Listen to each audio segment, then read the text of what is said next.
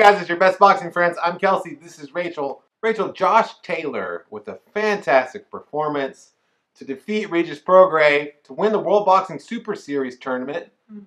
He also becomes a unified world champion at that weight. Establishes himself as like a huge star because everybody that's won that tournament has gone on to do bigger and better things in the boxing world. And it looks like you were wrong in picking Prograis. No. Oh wait, no. That was That's me. you. Yeah. My bad. It was a really good fight, a close fight. I think that like the best thing was just how great the fight was. Like we had two guys who went in there, gave it their all, and I mean at the end of that fight, you know, like Prograis had blood coming out of his nose. Taylor had a big old black eye, and I mean those guys like Ring Magazine's Doug Fisher compared the fight to the first Marco Antonio Barrera versus Eric Morales fight, and yeah, it was that high level of stuff in the ring and a really, really close fight. Yeah. It was the kind of fight that, first of all, I just want to say that Josh Taylor is a lot better fighter than I thought he was. I didn't think he would be able to stand on the inside with Prograis, and additionally, I thought that Prograis would wear him down over time with all that body work, because Prograis put in the body work, but the heart, the determination, the courage, and the skill of Josh Taylor was super impressive. Yeah. And he was able to just outlast Prograis, it seemed like, although the fight was really, really close. The fight was close. I didn't score it, but when I watched it, I was like, how do you even score this thing? Well, remember, like, early on, I said to Kelsey, this would be a hard fight to score. And then once we got over the halfway mark, and there was a point there, like a couple rounds, where Taylor kind of looked like he was taking over.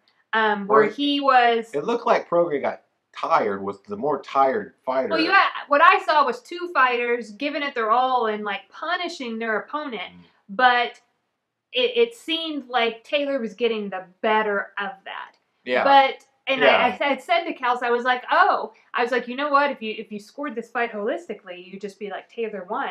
I go, but when you're scoring individual rounds, you could come out, and at the end, you'd be like, well, Taylor won the fight, but like on my card, Prograis won the fight. And what happened was then in rounds 11 and 12, it was Prograis, like he never gave up the whole fight. Yeah, I mean, you could. And Taylor was tired, right? Like you know, because somebody like I follow had called, like they thought they weren't sure which way it was going to go, but they went with a bold prediction and called like Taylor would win by knockout in like, I don't know, 9 or 10 or something.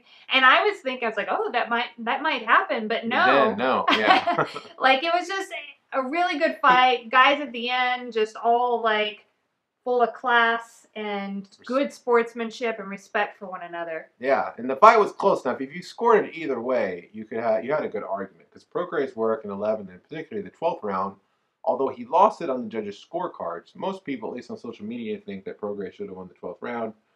However you scored it, you could argue about these type of close fights. How do you score it? I don't know. I know both fighters are better for having competed in it. Both fighters will go on to do bigger and better things for having been in it. And I know it's awesome for boxing. I love the World Boxing Super Series, Rachel. Side note, you know what I'd really like is I would like a piece like done interviewing or going in depth with boxing judges to kind of see like different fights and how they score the fights. Yeah. Now, I don't know if any boxing judges want to, you know, I think maybe there's some benefit to being enveloped in mystery, but it's hard. I would really like that, because I would like to know, like, how do you score a fight like this? The most interesting thing to me is, had this fight been in New Orleans or just anywhere in America, really, where Prograis would have the crown behind him, boxing judges are human beings, and every time that they're not in a soundproof box, so they can hear the crowd scream every time. Crowd, like the energy from the crowd can be like, unbeknownst to you, like consciously, like subconsciously, you can be affected by like the energy in the arena around you. Yeah.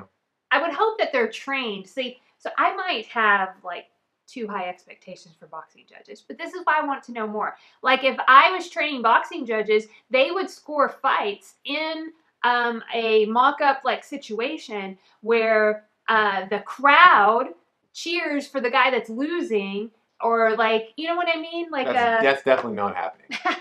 that whatever your training. I want boxing judges to go through training, kind of like how astronauts. Yeah, you want it to be taken as seriously as possible. I think that all boxing judges should have like where they can't hear the noise, and also I don't think they should be able to see that. Actually. Okay. I'm just kidding.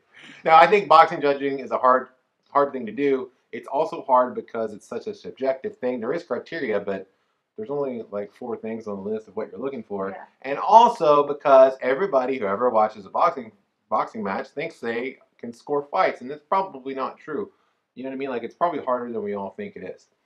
Anyway, I'm excited about the World Boxing Super Series. I'm excited about Josh Taylor's career moving forward. I'm excited about Regis Prograis' career moving forward. I'm excited about Real Talk with Kelsey and Rachel moving forward.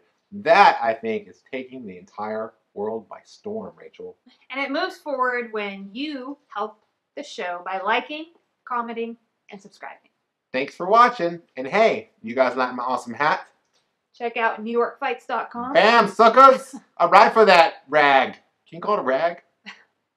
Do they call it rags? I don't know. I ride for that site. It sounds weird. I want to say it in a cool way, but I can't. But yeah, thanks to Abe Gonzalez, who also writes for NYFights.com. And thanks to Michael Woods for creating NYFights.com. Man, we're all just one big happy family and super grateful for my awesome hat.